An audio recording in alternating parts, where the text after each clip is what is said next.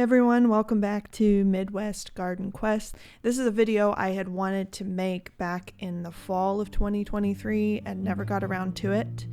But I am kind of glad that I waited through the winter because it gave me more time to think about the 4 things that I learned from my garden last year. These are the 4 most important things. I'm sure that I learned several other things, but I thought these would be the best to focus on.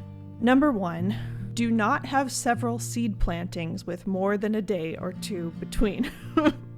I did not follow this last year and found many of the later sprouts didn't get the sun they needed because, of course, the earlier, bigger sprouts were blocking the light. In the end, many of those seeds were wasted when I had to pull those weaker plants out of the beds. Instead, this year I've collected all the seeds I want to try, and I'm attempting, or will be attempting, to fill out the beds after the last frost and before the summer starts.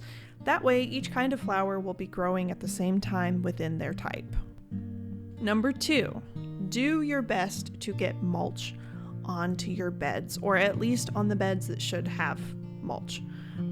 I know some people grow things that have ground cover. Yeah, that's great too. Anyway, last year I was unable to do this, and it made it difficult to keep up with the watering and the weeding. It also made it harder to protect the topsoil over winter. So if you can't mulch in the fall, at least try to do it once in the spring.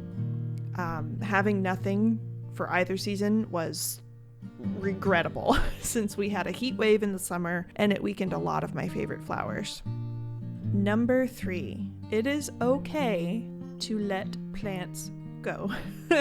This is something my sister had told me too, and that was when I was really struggling. But it's okay, especially if you lack room for them. The stronger plants you keep will be better for it.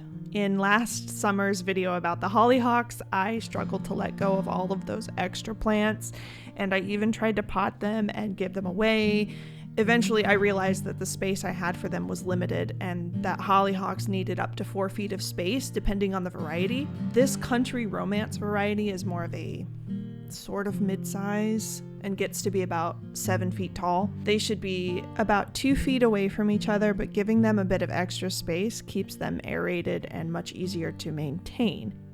And number 4, some of your plans will most certainly change in the actual practice of gardening. There are some veteran gardeners who have the knowledge and experience to get it right, or the budget to hire someone to get it right, but we at-home gardeners can only ask around and Google so much before we dive into the dirt of it. I have made sketches, graphs, checklists, only to find that something always catches me off guard, whether I just didn't do enough research on the plant, or I found that my soil needed adjustment, or the sunlight wasn't enough or was too much. For whatever reason, the original ideas I had 3 years ago have undergone a lot of change. Over time, I have kept what works and tried something different in the place of what didn't work. I've accepted the learning process for what it is, a process, one which can be years or even decades long, but why would I want that process to end anyway? I don't necessarily celebrate when something goes wrong,